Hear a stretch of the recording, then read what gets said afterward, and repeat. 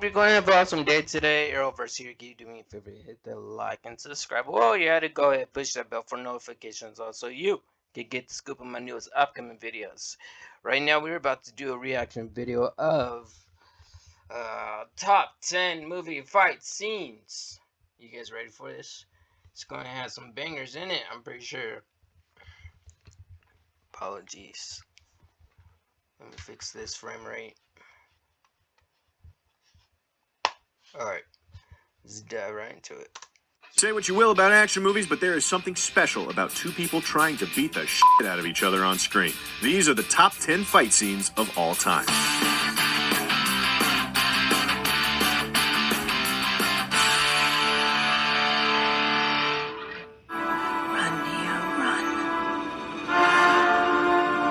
Oh, The Matrix. You guys excited for Matrix Resurrections?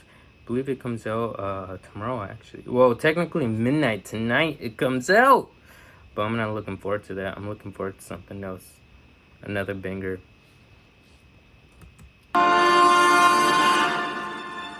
What is he doing? He's beginning to believe. Starting us off at number 10, the original Matrix. While you've got to love the Trinity fight and Morpheus' kung fu lesson, nothing can quite beat the subway standoff between Agent Smith and Neo. From bullet time gunplay to knockout kung fu brawling, this fight blended sci-fi special effects with hand-to-hand choreography to create an action format that Hollywood had never seen before. You're empty. So are you. And while the Wachowskis deserve big praise for The Matrix, the credit for the fight scenes rightly belongs with a man named Yuen Woo King. Known by his work, if not his name, Yuen is one of the most influential figures in Hong Kong action cinema. He's helped launch the careers of greats like Jackie Chan, Jet Li, and Donnie Yen, and revolutionized action choreography in both Hong Kong and Hollywood. Guy's not wrong right there what he's saying, but it's actually Tiger Chen that was also one of the great fight choreographers for The Matrix.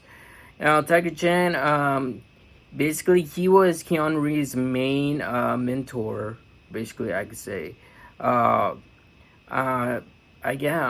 was the DP. They actually wanted only Tiger Chen to train Keanu Reeves actually. They said that, okay, we have about a few months, can you turn Keanu Reeves into you? That's what they said. It was like, I'll try my best. And, well, he actually pulled it off. And about Chad actually, let's just say that he auditioned, but first off, he was in Bloodsport 2. And after Bloodsport 2, people called him up. They said that they need a double for Keanu Reeves, because in The Matrix Reloaded, what happened was that Keanu Reeves, during his training, he had a neck injury. And so throughout the whole fight scene with Smith, let's just say that that was a double. Yeah, it was Chad. Chad actually doubled for Keanu Reeves. And then I guess a year later, Chad auditioned for The Matrix as an agent. He became that one. And guess who Chad directs and creates right now? John Wick films starring Keanu Reeves. It's insane and awesome how the road revolves.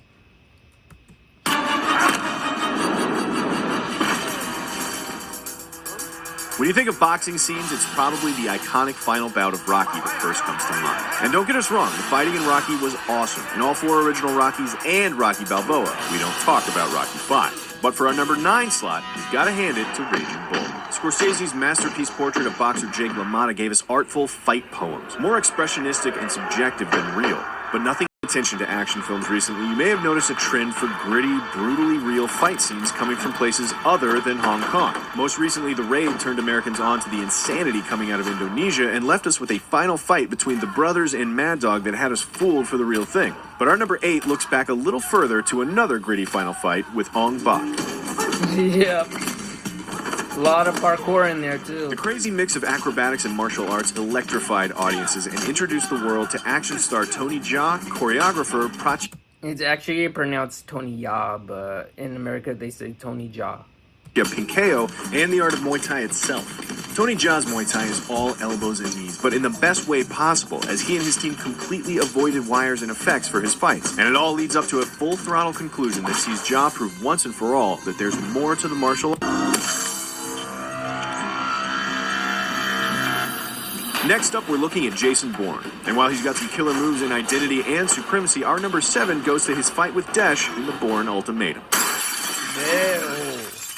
Okay. You know, any fight that keeps up its intensity without any music is going to be vicious. And Jeff Imada is the man to thank for this one, choreographing it with a combination of Filipino Kali and Jeet Kune Do, Bruce Lee's martial arts invention that Imada learned from training with Lee's son. Ooh, that guy was on point. Yes, Filipino martial arts.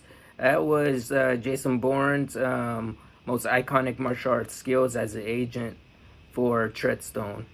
Yeah, I love the Bourne movies. I'm a big fan of Bourne movies. Brandon, but it's the ruthless efficiency and practical use of props that makes this scene great. And while some people have criticized the fight for relying too heavily on shaky cams, it only takes one quick Okay. strike. What is this? Next up at number 5, Kill Bill. While Volume 2 has a great fight between the Bride and Elle Driver, we've got to hand it to the slaughter that is the Crazy 88 battle in Volume 1. Although, an honorable mention goes to the Gogo Yubari fight immediately before it. Tarantino's loving send-up of the 70s kung fu flick is all kinds of awesome, and the Crazy 88 fight is campy in all the best ways.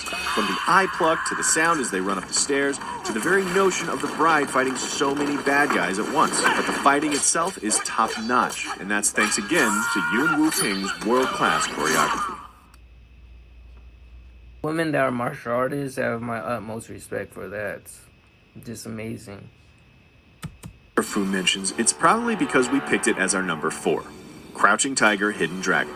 The 100-foot high bamboo fight is gorgeous, but the face-off that leads up to it is even better. Moving from Kill Bill's one kick-ass chick to 2 others and another entry from legendary choreographer Yuen Woo-ping, we've got to be talking about the fight between Ziyi Zhang and Michelle Yeoh.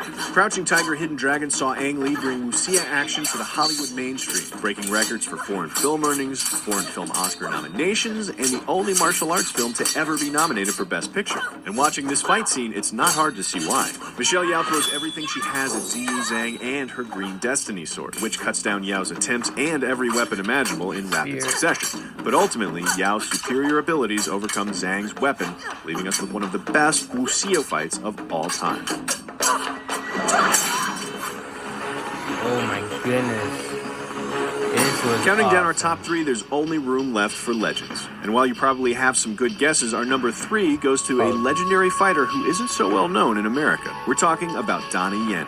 If you know him, Actually, he is known in America nowadays.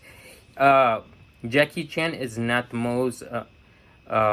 He's not. How can I put this without bashing on him? Let's just say that he's not exactly number 1 in Hong Kong anymore, because Jackie Chan loves doing American martial art movies. Donnie Yen is one that's killing it in Hong Kong right now.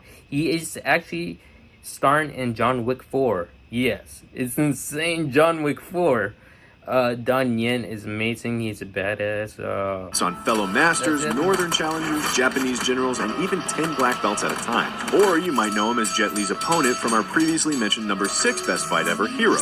Or their other incredible face-off in Once Upon a Time in China 2. You could remember him from his work in Iron Monkey, or his turn as a villain in Shanghai Knights, and you might even recognize him from a small role in Blade 2. But you probably haven't seen the incredible work he does in his breakout film, Killzone SPL. The final fight sees him and his mixed martial arts style squaring off against Hong Kong action choreography legend Sammo Hung. But that's not our pick either. Our pick goes to the fight right before it, between Yin and Wu Jing, that Yen both fought in and choreographed. Many fights on this list took days or even weeks to stage and shoot, not including the weeks or months it might have taken to learn the choreography. But this fight from SPL was filmed in only one night and was largely improvised. Intimately familiar with each other's fighting styles, having trained in martial arts together, the two competed on set over who could hit the other first, with Yin allegedly breaking 3 of his batons over Wu Jing's forearms. The result is a fight that doesn't just look like a string of impressive dance moves, but 2 fighters sizing each other up, working hard and reacting, leading to one of the most... Okay, I gotta stop right here and say this. The thing is that, like I said, in Hong Kong martial art films, if there are 2 martial artists facing off each other, they do not hold back their punches nor their kicks. They go full on force. Now with stunt people, sometimes they have to, I guess you could say, pull their punches back in against non-other martial artists. But when it comes between two martial artists, they do not hold back, like I said, period. I mean, I was in a fight before, and uh, I believe I was a green belt senior, and it was a black belt. This was in Taekwondo, in both of us. And let's just say that there's no one on my belt or above my belt. It was just me and him. So I had to face off another martial artist. I couldn't hold my punches back. He couldn't hold his punches nor his kicks back. Let's just say that he kicked me in a solar plex. I couldn't even do a kick up. Yes, I love doing kick ups. It would have been amazing if I could have done kick up, but I had to wear some bloody gear. I hate wearing gear in my sparring fights. I don't know. It's just me. Kinetic and dangerous flurries of action ever captured on screen.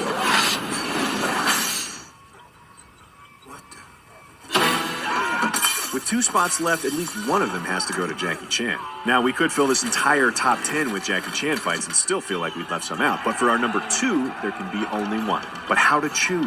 There's the early Jackie Chan just discovering his new brand of action comedy as choreographed by Yuen Woo-ping, like Drunken Master, or the brutal one-on-one duels staged by Sammo Hung in movies like Wheels on Meals and Dragons Forever. Of course, Chan is best known for his inventive use of props with his stunt team, like in the ladder fight from First Strike or the warehouse fight from Rumble in the Bronx. But our number 2 goes to the final factory fight in Jackie Chan's masterpiece, Legend of the Drunken Master. I knew it! Bloody hell.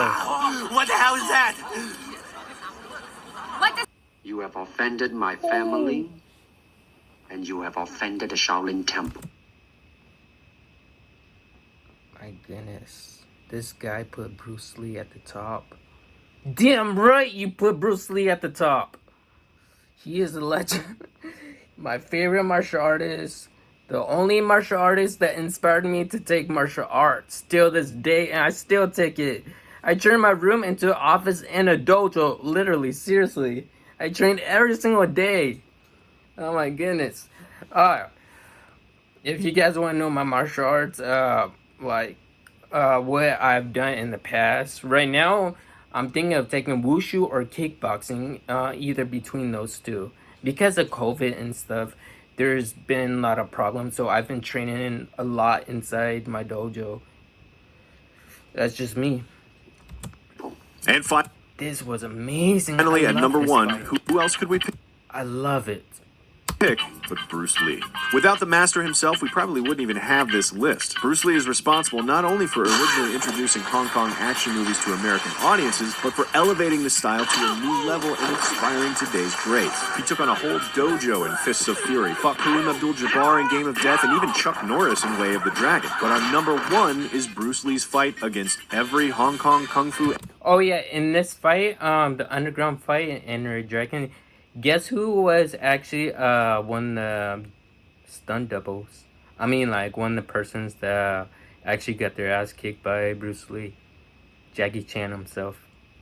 Alright, the person you saw that Bruce Lee like broke his neck, that was actually Jackie Chan.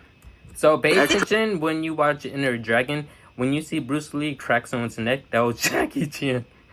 Ever in Enter the Dragons.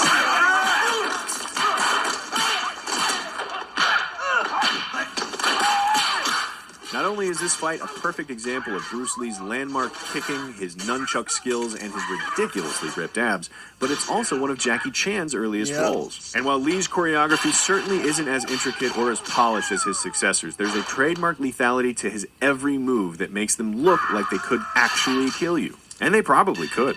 Lee is famous for knocking over men twice his size with a 1-inch punch, fighting any person on set who would walk up to him with a challenge, and inventing his own martial art. He's truly one of the greatest.